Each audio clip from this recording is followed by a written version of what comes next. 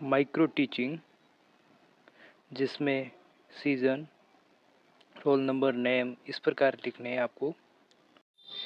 Micro teaching के दौरान आपको पाठ योजना बनानी होती है, जिसमें मूल्यांकन के लिए घटक लिखने होते हैं। ये पाठ स्थापन कौशल, इस प्रकार के कौशल एवं उनके घटक दिए गए हैं जो कि पाठ योजना बनाने के समय आपको सहायता करेंगे, जो कि इस प्रकार है, जिसमें प्रवाह कौशल कैसा होगा, खोजपूर्ण प्रश्न के घटक इस प्रकार होंगे, जैसे पुनर्बलन कौशल किस प्रकार होगा, इसके घटक जो लिखने हैं। जब हम मूल्यांकन प्रपत्र भरेंगे तभी इस प्रकार के घटक और इनकी आवर्ती लिखनी है, जो कि उस समय सहायक होंगे। इसमें कुछ भी भरना नहीं है, जिसमें सैंपल लेखन जैसे दृष्टांत। उसके बाद पाठो स्थापन कौशल, जिसमें पाठ का प्रारंभ भली प्रकार करना है। घटक पूर्व ज्ञान के प्रश्न व कथन। दूसरा, जिसमें प्रश्न जिनका छात्रों ने सही उत्तर दिया। तीसरा, निरंतरता विहीन प्रश्न व कथन। चौथा, पाठ उद्देश्य से प्रासंगिक प्रश्न व कथन। पांचवा, जिसमें साधनों व युक्तियों की उपयुक्तता। इसके बाद पर्यवेक्षण अनुसूची, जिसमें दिनांक, समय, छात्र या छात्रा का नाम, रोल नंबर, पाठ, कक्षा, पर्यवेक्षक का नाम।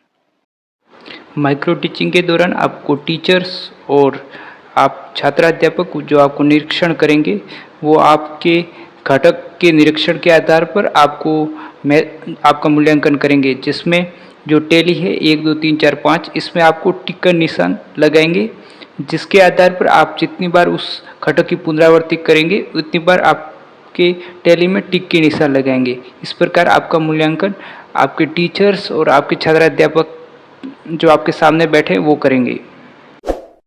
निर्देश प्रति मिनट के आधार पर टैली लगाएं और इसके बाद ये घटक होंगे।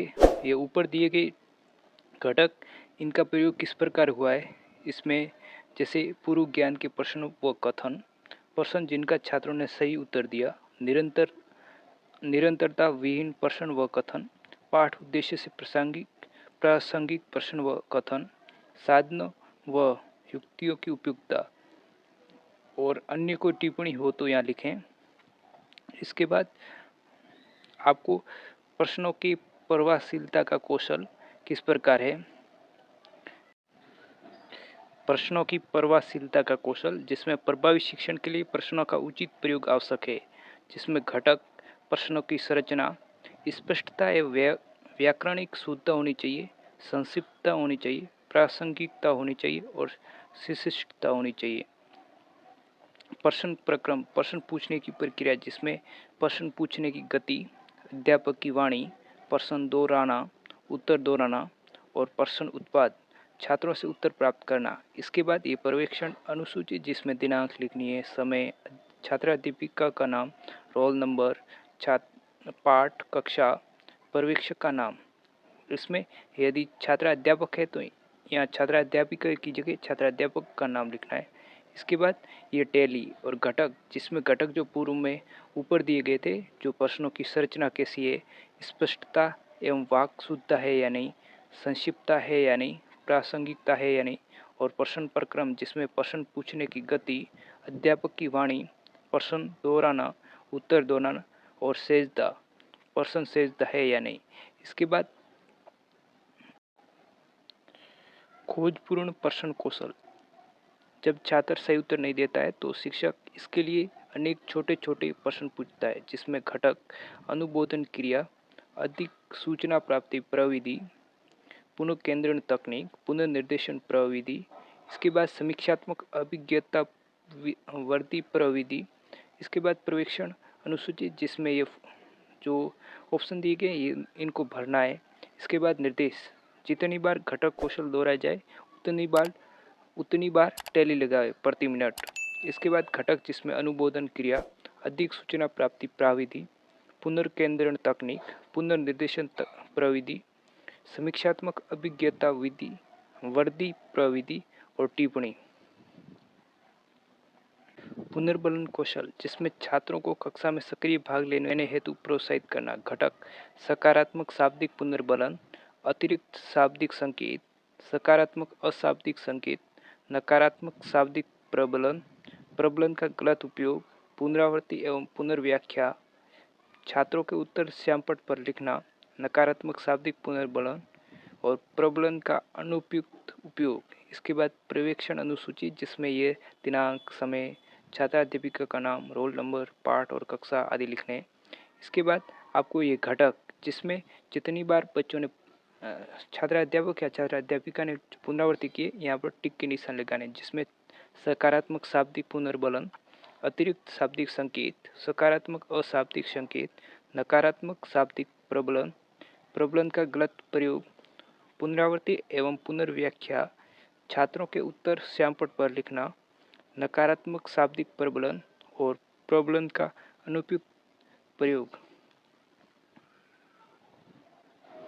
उद्दीपन परिवर्तन कौशल, जिसमें पाठ को रोचकता हेतु विभिन्न क्रिया करना, जिसमें घटक संचलन, वाक स्वरूप परिवर्तन, अंतरक्रिया शैली परिवर्तन, मौखिक दृश्य बदलाव और पांचवा हाव भाव केंद्रण, विराम या छात्र सहभागिता। इसके बाद ये पर्यवेक्षण अनुसूची, जिसमें ये आपको दिनांक, समय आदि लिखना है। और इसके बाद घटक, जिसमें प्रति मिनट आवृत्ति और मिनट अंकन। इसके बाद संचलन, वाक स्वरूप परिवर्तन, अंतरक्रिया शैली परिवर्तन, मौखिक क्रिया बदलाव, हाव भाव केंद्रण, विराम या छात्र सहभागिता कैसी है ये लिखना है। और यदि कोई टिप्पणी हो तो नीचे लिखनी है। श्यामपट्ट लेखन कौशल, जिसमें श्यामपट्ट पर कुशलतापूर्वक उपयोग करना, घटक लेखन की स्पष्टता, श्यामपट्ट कार्य में स्वच्छता, श्यामपट्ट कार्य की उपयुक्तता। इसके बाद पर्यवेक्षण अनुसूची, जो कि आपको भरनी होगी। इसके बाद घटक, जिसमें बच्चे ने कितनी बार पुनरावृत्ति की है, जैसे उनका लेखन का स्पष्टता कितनी बार है, ये आपको यहाँ टैली में लिखना है। जैसे घटक लेखक की स्पष्टता, अस्पष्ट अक्षर, अनुपयुक्त अक्षर, शब्दों में अनुपयुक्त अंतराल, अक्षरों का आकार कक्षा अनुसार, बड़े व छोटे अक्षरों में के आकार में अंतर, अक्षरों के आकार में अंतर। दूसरा, जिसमें श्यामपट्ट कार्य में स्वच्छता कैसी है, वाक्य श्यामपट्ट के समांतर, दो लाइनों के मध्य उपयुक्त अंतराल है या नहीं, शब्द अत्यलिखित है, श्यामपट्ट पर ध्यान आकर्षण हेतु इंगित। इसके बाद तीसरा, जिसमें श्यामपट्ट कार्य की उपयुक्तता, जिसमें श्यामपट्ट कार्य में निरंतरता का अभाव है या नहीं, श्यामपट्ट कार्य संक्षिप्त व स्पष्ट है या नहीं, रंगीन चौक का उपयुक्त प्रयोग किया गया है या नहीं, चित्र व रेखाचित्र पाठानुसार है या नहीं, चित्र व रेखाचित्र उपयुक्त है या नहीं। इसके बाद यदि कोई टिप्पणी हो। दृष्टांत कौशल, जिसमें अध्यापक उदाहरणों एवं दृष्टांतों की सहायता से अपने विचारों व संपत्तियों को समझा सकता है, जिसमें घटक सुगमता, रोचकता, उपयुक्त विधियाँ, उपयुक्त संख्या, प्रासंगिकता, उपयुक्त माध्यम एवं छात्र सहभागिता। जिसके बाद पर्यवेक्षक अनुसूची, जिसमें क्रमानुसार दृष्टांतों के सामने की कॉलम में ये टिक का निशान करें, जिसमें दृष्टांत क्रमांक साधारण एवं सुगम है या नहीं, ये पढ़ते प्रासंगिक है या नहीं, रोचकता है या नहीं, उपयुक्त माध्यम है या नहीं, विधि कैसी है, छात्र सहभागिता कैसी है, छात्रों के स्तर अनुकूल है या नहीं। यदि कोई टिप्पणी हो तो यहाँ लिखनी है। माइक्रो टीचिंग या सूक्ष्म शिक्षा, जिसमें बीएम के अनुसार सूक्ष्म शिक्षण कम विद्यार्थियों एवं कम शिक्षण क्रियाओं वाली विधि है। दूसरा, एलन के अनुसार, जिसमें कम विद्यार्थियों को कम समय में पढ़ाया जाना सूक्ष्म शिक्षण है। सूक्ष्म शिक्षण की अवधारणा क्या है? इसमें शिक्षण तत्वों को सूक्ष्म रूप प्रदान किया जाता है। यह व्यक्तिगत प्रशिक्षण की विधि है। इसमें प्रशिक्षणार्थियों को शिक्षण व्यवहार से संबंधित तुरंत प्रतिपुष्टि प्राप्त होती है। कक्षा के आकार को घटा दिया जाता है। इसमें प्रशिक्षणार्थियों की संख्या 5 से 10 होती है। पढ़ाने की अवधि भी 5 से 10 मिनट होती है। विषय वस्तु के प्रकरण का आकार छोटा कर दिया जाता है और एक समय में एक कौशल पर ही ध्यान दिया जाता है। इसके बाद सूक्ष्म शिक्षण चक्र किस प्रकार का होता है? सूक्ष्म शिक्षण चक्र जो कि इस प्रकार होगा, पहले योजना बनाएंगे और इसके बाद शिक्षण करवाएंगे। इसके बाद जो विद्यार्थी सामने बैठे होंगे वो आपको प्रतिपुष्टि देंगे। इसके बाद पुणे योजना बनाएंगे और वापस पाठ पढ़ाएंगे। इसके बाद पुणे प्रतिपुष्टि प्राप्त होगी। इस प्रकार ये साइकिल चलता रहता है। सूक्ष्म शिक्षण चक्र की अवधि, जिसमें योजना 6 मिनट, शिक्षण 6 मिनट, प्रतिपुष्टि 6 मिनट, पुणे योजना 6 मिनट, पुणे शिक्षण 6 मिनट और पुनः प्रतिपुष्टि 6 मिनट। इस प्रकार ये 36 मिनट की अवधि होती है। या पुणे योजना के बाद आपको पुणे शिक्षण लिखना है, ये कृपया ध्यान देंगे। या पुणे योजना के बाद आपको पुणे शिक्षण लिखना है, इसके बाद पुणे प्रतिपुष्टि मिलेगी और इसके बाद दोबारा योजना शुरू हो जाएगी। सूक्ष्म शिक्षण के सिद्धांत, वास्तविक शिक्षण का सिद्धांत, शिक्षण की जटिलता को कम करने का सिद्धांत, विशिष्ट कौशल के विकास का सिद्धांत, नियंत्रण अभ्यास का सिद्धांत और प्रतिपुष्टि का सिद्धांत। सूक्ष्म शिक्षण के लाभ, जिसमें कक्षा कक्ष की जटिलताओं को कम करना है। यह शिक्षण विधि छात्राध्यापिका एवं छात्राध्यापक को कम समय में अधिक सिखाती है। तीसरा, जिसमें इस विधि में छात्राध्यापक या छात्राध्यापिका को विद्यालय में सीधा पढ़ाए जाने की अपेक्षा छोटी कक्षा में छात्राध्यापक के लिए पढ़ाया जाना अत्यावश्यक है। ये क्योंकि एकदम सीधे बहुत बड़ी कक्षा में जाने से अच्छा है छोटी सी कक्षा में पढ़ाना, जिससे उसके आत्मविश्वास में वृद्धि हो जाती है। यह शिक्षण विधि छात्राध्यापकों में आत्मविश्वास जागृत करती है। छात्राध्यापक या छात्राध्यापिका अपनी योग्यता अनुसार शिक्षण कौशल का विकास करते हैं। यह विधि प्रतिपुष्टि तथा सभी दृष्टिकोणों का विकास करती है। छात्राध्यापक या छात्राध्यापिका का वस्तुनिष्ठ मूल्यांकन किया जाता है। इसमें मूल्यांकन के चरण में छात्राध्यापक या छात्राध्यापिका को सक्रिय रखा जाता है। निरीक्षक छात्राध्यापक या जो निरीक्षण कर रहे हैं को परामर्शदाता के रूप में कार्य करता है। सूक्ष्म शिक्षण में शिक्षण प्रक्रिया सरल होती है। सूक्ष्म शिक्षण में व्यावसायिक परिपक्वता विकसित होती है। इसके बाद सूक्ष्म शिक्षण की सीमाएं क्या क्या है। साधनों का सामान्यतः अभाव होने के कारण सूक्ष्म शिक्षण में वीडियो व फिल्म का प्रयोग नहीं किया जाना संभव नहीं है। सूक्ष्म शिक्षण का प्रयोग करने के लिए विशेष रूप से प्रशिक्षित अध्यापकों की आवश्यकता होती है, अतः ऐसे अध्यापकों की कमी है। सूक्ष्म शिक्षण के लिए अनेक कक्षों की आवश्यकता होती है। और अगला, जिसमें सूक्ष्म शिक्षण में छात्र अध्यापक या छात्र अध्यापिकाओं को अलग अलग शिक्षण कौशलों का अभ्यास करवाया जाता है। अगला, जिसमें सूक्ष्म शिक्षण के लिए विषय वस्तु को विश्लेषित कर एक ही संप्रदाय का एक ही बार प्रयोग किया जाता है। वास्तविक विद्यार्थी शिक्षण अभ्यास के लिए जाते हैं तो उनके समय व शक्ति का अपव्यय होता है। अगला, जिसमें सूक्ष्म शिक्षण के कौशलों का अभ्यास कठिन परिस्थितियों में करवाया जाता है, क्योंकि वास्तविक कक्षा की स्थिति का सामना पूरी दक्षता से नहीं कर पाते, जिसके कारण। इसके बाद सूक्ष्म शिक्षण क्या है, जिसमें शिक्षण एक जटिल प्रक्रिया है जिसमें अनेक शिक्षण कौशलों का उपयोग होता है। सूक्ष्म शिक्षण की यह अवधारणा है कि शिक्षण की इन जटिल प्रक्रियाओं को सरलतम प्रक्रिया में विभक्त किया जा सकता है और इस सरलतम प्रक्रिया की सहायता से एक एक करके वांछित कौशलों का विकास किया जाता है। इस प्रकार एक बार में एक एक करके कौशलों को अंत में एक साथ जोड़ा जाता है और इस प्रकार पूर्व निर्धारित शिक्षण उद्देश्यों की प्राप्ति की जाती है। सूक्ष्म शिक्षण के प्रकार, जिसमें प्रस्तावना कौशल, श्यामपट्ट कौशल, प्रश्न कौशल, पुनर्बलन कौशल और उद्दीपक परिवर्तन कौशल होते हैं।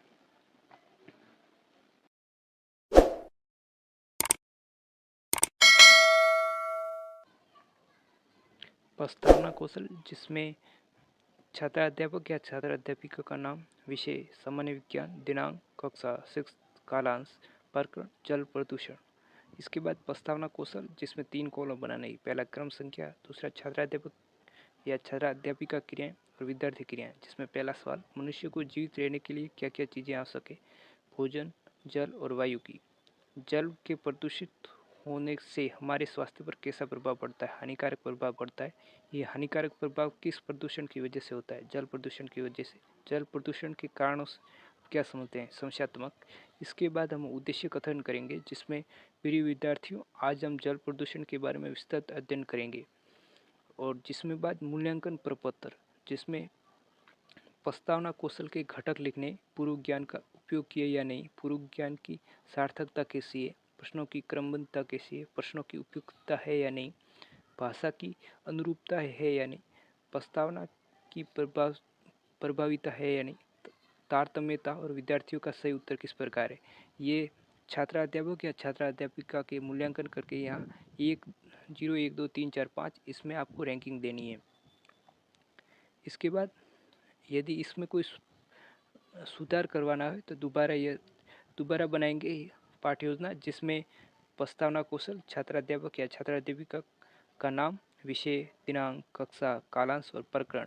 प्रकाश संश्लेषण, जिसमें आपको 3 कॉलम बनाने। पहला क्रम संख्या, दूसरा छात्राध्यापक या छात्राध्यापिका क्रियाएं, विद्यार्थी क्रियाएं, जिसमें पहला सवाल, मनुष्य को जीवित रहने के लिए क्या क्या चीज़ें आवश्यक है।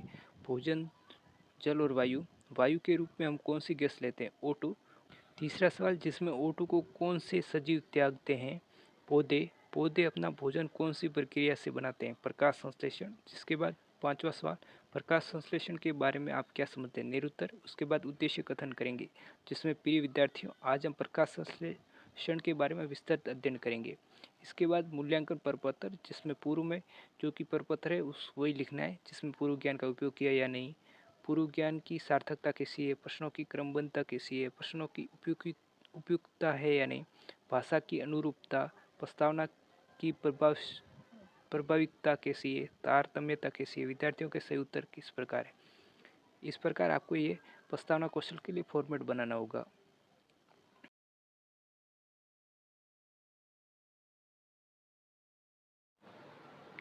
सूक्ष्म शिक्षण के दौरान अगला कौशल प्रश्नोत्तर कौशल, जिसमें छात्राध्यापक या छात्राध्यापिका का नाम, विषय सामान्य विज्ञान, दिनांक, कक्षा 6, कालांश, प्रकरण भोजन। इसमें प्रश्नोत्तर कौशल है, जिसमें 3 कॉलम बनाने। पहला क्रम संख्या, दूसरा कॉलम जिसमें छात्राध्यापक या छात्राध्यापिका क्रियाएं, तीसरा विद्यार्थी क्रियाएं। जिसमें पहला सवाल, मनुष्य को कार्य करने के लिए किस चीज़ की आवश्यकता होती है, ऊर्जा की। ऊर्जा हमें कहाँ से प्राप्त होती है, भोजन द्वारा। तीसरा सवाल, जिसमें भोजन के प्रमुख पोषक तत्व कौन से हैं, कार्बोहाइड्रेट, वसा, प्रोटीन और विटामिन। चौथा सवाल, जिसमें सर्वाधिक ऊर्जा किस पोषक तत्व से मिलती है, कार्बोहाइड्रेट और वसा से। पांचवा सवाल, जिसमें भोजन प्राप्त करने का प्रमुख स्रोत क्या है, पौधे। छठा, जिसमें भोजन में मसालों का प्रयोग क्यों किया जाता है, सुपाच्य बनाने के लिए। सातवां, कोई भी संतुलित भोजन पौष्टिक कब माना जाएगा, जिसमें सभी पोषक तत्व उपस्थित हो। आठवां, जिसमें हमारे शरीर को बीमारियों से कौन से पोषक तत्व बचाता है, विटामिन।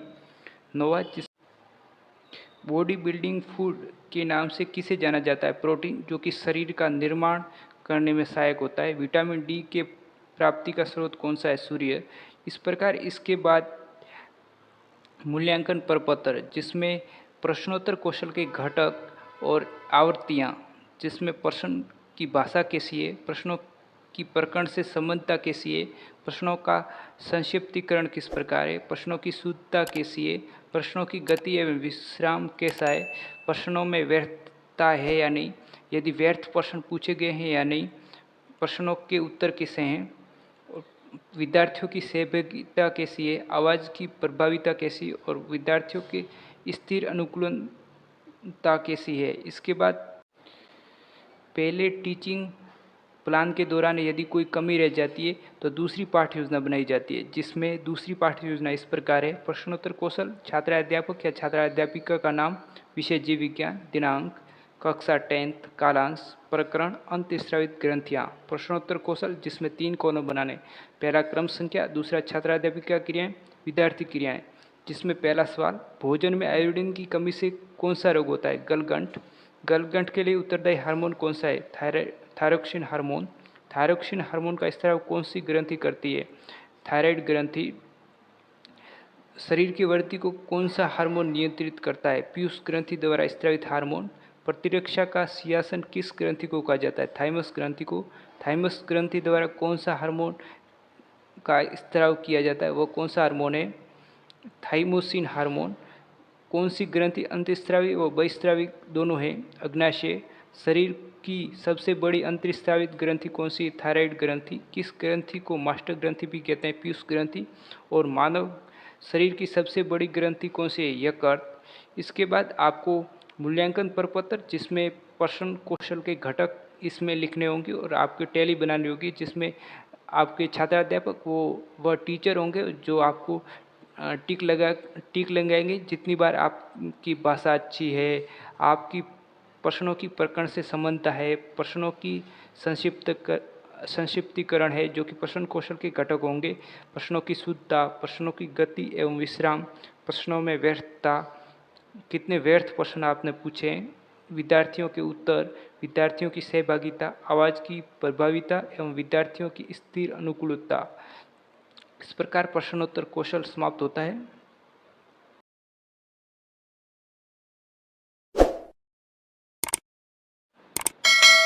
सूक्ष्म शिक्षण, सूक्ष्म शिक्षण जिसे माइक्रो टीचिंग कहा जाता है, जिसका अगला कौशल श्यामपट्ट कौशल, जिसमें छात्राध्यापक या छात्राध्यापिका का नाम, विषय जीव विज्ञान, दिनांक कक्षा 9th, कालांश, प्रकरण पाचन ग्रंथियाँ। जिसके बाद यह श्यामपट्ट कौशल है, जिसमें इस प्रकार कॉलम बनाने, पहला क्रम संख्या, दूसरा छात्राध्यापक या छात्राध्यापिका क्रियाएं, विद्यार्थी क्रियाएं और श्यामपट्ट सारांश।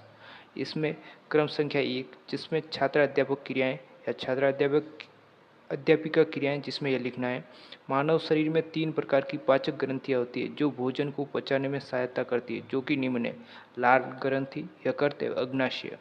यकृत मानव शरीर की सबसे बड़ी पाचक ग्रंथि है। लार एक क्षारीय तरल है जिनकी पीएच 7.2 होती है, और अग्नाशय एक मिश्रित ग्रंथि है, अर्थात बहिस्रावी और अंतर्स्रावी दोनों प्रकार की ग्रंथि है। अग्नाशय ग्रंथि दूसरी सबसे बड़ी पाचक ग्रंथि है।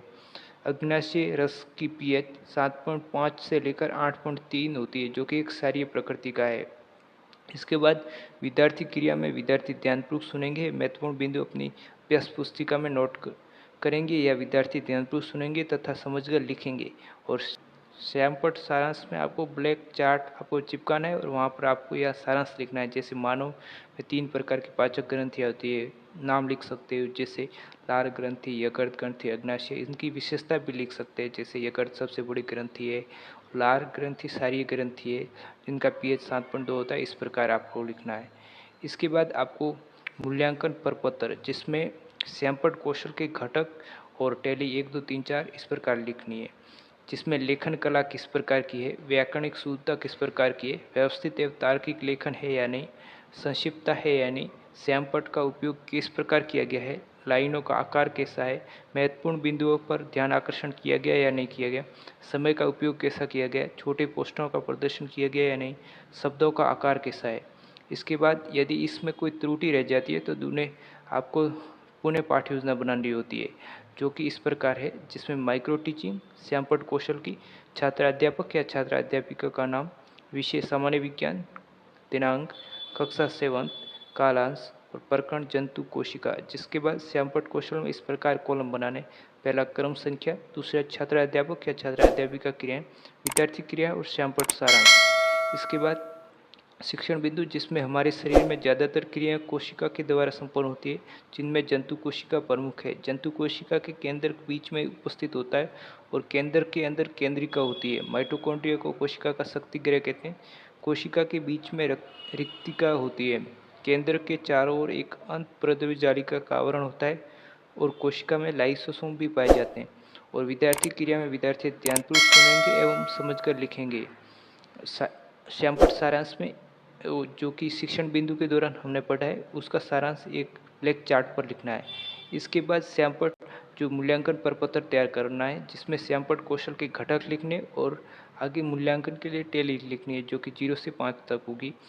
इसमें आपको जो आपके सर होंगे या छात्राध्यापक जो आपका निरीक्षण कर रहे होंगे, वो आपको मूल्यांकन देंगे, मूल्यांकन करेंगे।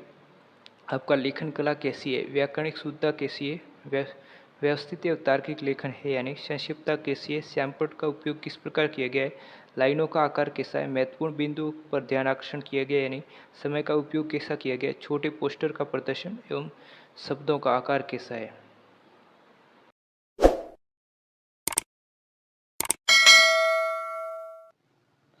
सूक्ष्म शिक्षण, जिसे माइक्रो टीचिंग कहा जाता है, इसमें हम पुनर्बलन कौशल पर चर्चा करेंगे, जिसमें छात्राध्यापक या छात्राध्यापिका का नाम, विषय जीव विज्ञान, दिनांक कक्षा, कालांश, प्रकरण मानव पाचन तंत्र।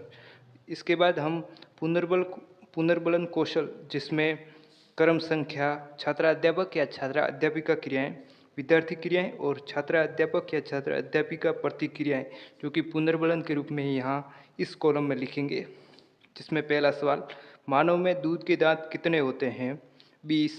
इसके बाद यदि विद्यार्थी उत्तर 20 देंगे, उसके बाद छात्रा अध्यापक या छात्रा अध्यापिका ठीक बोलेंगे जिससे बच्चों को पुनर्बलन मिलेगा। इसी प्रकार दूसरा सवाल जिसमें मानव शरीर की सबसे बड़ी पाचक ग्रंथि कौन सी है? यकृत। इसके बाद पुनर्बलन अच्छा होगा। तीसरा जिसमें मुख कुआ तथा ग्रसिका के मध्य का भाग क्या कहलाता है? ग्रसनी। और प्रतिक्रिया के रूप में सही है बोलना है। चौथा जिसमें ग्रसनी में कितने छिद्र होते हैं? 2। और प्रतिक्रिया के रूप में शाबाश। पांचवा जिसमें मनुष्य यकृत में कुल कितनी पालियां होती है? 4 पालियां। और पुनर्बलन के रूप में सुंदर बोलना है। मनुष्य में कितनी पाचक ग्रंथियां होती है? 3। और पुनर्बलन के रूप में उत्तम। 3 प्रकार कौन कौन से? जैसे लाल ग्रंथि, यकृत और अग्नाशय ग्रंथि। और प्रतिक्रिया के रूप में बहुत अच्छा। अग्नाशय रस की प्रकृति कैसी होती है? क्षारीय। जिसमें प्रतिक्रिया के रूप में अति उत्तम। मनुष्य में लार की पीएच क्या होती है? 7.2। और प्रतिक्रिया के रूप में अच्छा। और मानव शरीर की दूसरी सबसे बड़ी पाचक ग्रंथि कौन सी है? अग्नाशय। जिसमें प्रतिक्रिया या पुनर्बलन के रूप में शाबाश बोलना है। इसके बाद मूल्यांकन प्रपत्र, जिसमें इस प्रकार का फॉर्मेट बनाना है जिसमें पुनर्बलन कौशल के घटक एवं टैली, जिसमें 1 से 5 तक आपको जो छात्र अध्यापक या टीचर है आपका मूल्यांकन करेंगे वो यहाँ पर टिक के निशान लगाएंगे जिससे आपका मूल्यांकन होगा। इसमें पुनर्बलन कौशल के घटक इस प्रकार हैं: धनात्मक शाब्दिक पुनर्बलन, धनात्मक अशाब्दिक पुनर्बलन, ऋणात्मक शाब्दिक पुनर्बलन, ऋणात्मक अशाब्दिक पुनर्बलन, विद्यार्थी के उत्तरों को दोहराना, विद्यार्थी के उत्तरों को श्यामपट्ट पर लिखना, पुनर्बलन का गलत प्रयोग, पुनर्बलनों का समुचित प्रयोग, अतिरिक्त मौखिक संकेत एवं हाव भाव द्वारा। इसके बाद हम दूसरा शिक्षण बिंदु लेंगे। यदि एक में कोई त्रुटि रह गई हो तो उसका सुधार किया जा सके। जिसके बाद पुनर्बलन कौशल, जिसमें छात्राध्यापक या छात्राध्यापिका का नाम, विषय सामान्य विज्ञान, दिनांक, कक्षा 10th, कालांश, प्रकरण, आवर्त सारणी। जिसके बाद इस प्रकार के कॉलम बनाने जिसमें क्रम संख्या, छात्र अध्यापक या छात्र अध्यापिका क्रियाएं, विद्यार्थी क्रियाएं और छात्र अध्यापक या छात्र अध्यापिका प्रतिक्रिया, जिसे पुनर्बलन कहते हैं। जिसमें पहला सवाल, आवर्त सारणी किसने दी थी? मेंडलीफ ने। तो प्रतिक्रिया ठीक है या पुनर्बलन। आधुनिक आवर्त सारणी किसने दी थी? मोजले ने। प्रतिक्रिया सही है, देनी है। और आवर्त सारणी में कितने वर्ग होते हैं? 18। जिसके बाद प्रतिक्रिया के रूप में अच्छा बोलना है। आवर्त सारणी में कितने आवर्त होते हैं? 7। शाबाश। आवर्त सारणी में कितने भागों में बांटा गया है? 3। और प्रतिक्रिया के रूप में सुंदर। 3 भाग कौन कौन से? जिसमें धातु, अधातु और उपधातु। और प्रतिक्रिया के रूप में बहुत अच्छा।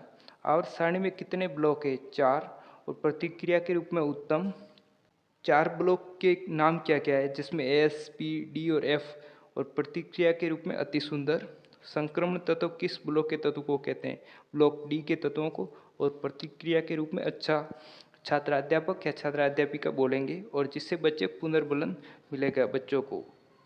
इसके बाद मूल्यांकन प्रपत्र, जिसमें पुनर्बलन कौशल के घटक लिखने हैं: धनात्मक शाब्दिक पुनर्बलन, धनात्मक अशाब्दिक पुनर्बलन, ऋणात्मक शाब्दिक पुनर्बलन, ऋणात्मक अशाब्दिक पुनर्बलन, विद्यार्थियों के उत्तरों को दोहराना, विद्यार्थियों के उत्तरों को श्यामपट्ट पर लिखना, पुनर्बलन का गलत प्रयोग, पुनर्बलनों का समुचित प्रयोग, अतिरिक्त मौखिक संकेत और हाव भाव।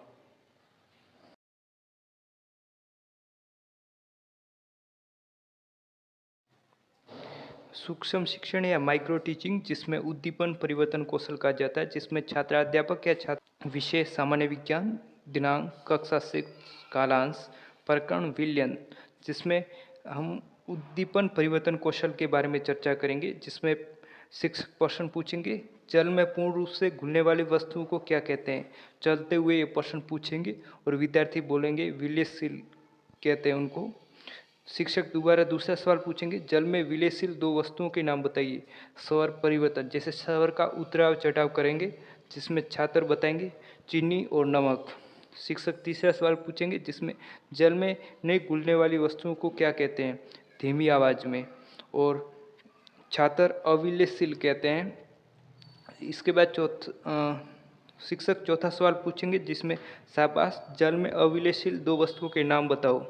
इसके बाद इसमें पुनर्बलन के साथ उद्दीपन परिवर्तन करते हुए नया क्वेश्चन पूछा गया है, जिसमें छात्र रेत तथा चौक का पाउडर उत्तर देंगे। और अगला सवाल, जिसमें जल में विलेयशील एक द्रव का नाम बताओ। चलते हुए नींबू का रस जल में विलय है, छात्र उत्तर देंगे। और अगला, जिसमें शिक्षक बोलेंगे बहुत अच्छा, पानी में विलेयशील गैस का नाम बताओ। जैसे छात्र उत्तर देंगे CO2 पानी में विलेयशील है।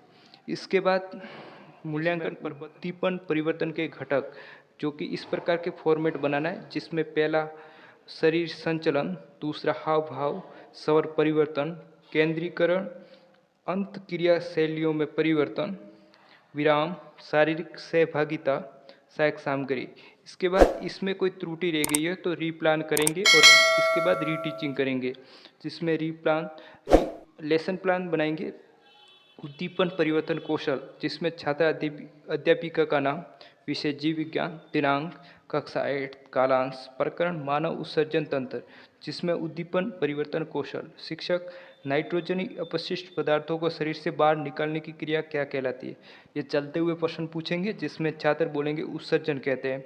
शिक्षक अगला सवाल पूछेंगे, जिसमें मनुष्य में सामान्य मूत्र की मात्रा कितनी होती है, सौर परिवर्तन करते हुए। छात्र बोलेंगे 1.5 से 2.5 लीटर प्रतिदिन। इसके बाद शिक्षक दूसरा सवाल पूछेंगे, जिसमें मानव में मुख्य उत्सर्जी पदार्थ कौन सा होता है। धीमी आवाज़ में सवाल पूछेंगे, छात्र बोलेंगे यूरिया होता है। शिक्षक पुनर्बलन शाबाश। एवं अगला सवाल, जिसमें मनुष्य मूत्र का रंग किस कारण होता है। छात्र बोलेंगे यूरोक्रोम वर्णक के कारण। और इसके बाद शिक्षक दोबारा प्रश्न पूछेंगे, वक् की संरचनात्मक एवं क्रियात्मक इकाई को क्या कहते हैं। यह बैठते हुए प्रश्न पूछेंगे, जिसमें नेफ्रॉन या मूत्रजन नलिकाएं। शिक्षक अगला सवाल पूछेंगे, जिसमें बहुत अच्छा, जो कि पुनर्बलन है। इसके साथ अगला सवाल, मानव का मुख्य उत्सर्जन अंग कौन सा है। छात्र उत्तर देंगे मानव का मुख्य उत्सर्जन अंग वक् या किडनी है। इसके बाद आपको मूल्यांकन प्रपत्र बनाना है, जिसमें उद्दीपक परिवर्तन के घटक, जिसमें शरीर संचलन, हाव भाव, स्वर परिवर्तन, केंद्रीकरण, अंत क्रिया शैलियों में परिवर्तन, विराम, शारीरिक सहभागिता और सहायक सामग्री।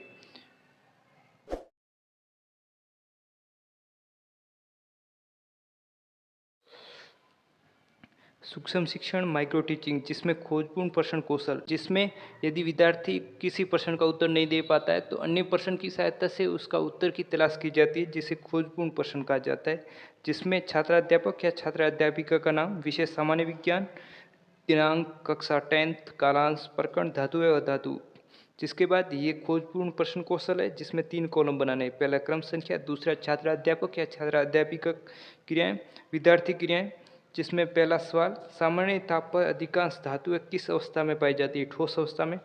द्रव धातु का नाम बताइए, पारा।